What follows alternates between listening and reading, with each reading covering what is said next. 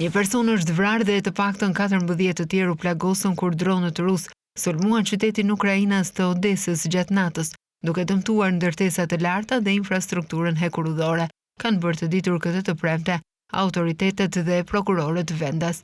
Odesa është port i kyç për importet dhe eksportet dhe ka qenë nën sulme të vazhdueshme me raketa dhe dron nga Rusia që nga fillimi i luftës. Pavarësisht punës aktive të forcave të mbrojtjes ajrore, janë shkaktuar dëme në infrastrukturën civile, duke përfshirë ndërtesa banimi, një institucion të arsimit të lartë, një tubacion gazi dhe makina private, tha guvernatori lokal Ohle Kiper në Telegram. Shërbimi lokal i emergjencave të Odesës tha se gjatë sulmit pati të paktën 10 sulme me dron në ndërtesa banimi, duke shkaktuar zjarre masive. Forca ajrore e Ukrainës njoftoi këtë të premte se Rusia kishte lëshuar 86 dron në Ukrainë gjatë natës.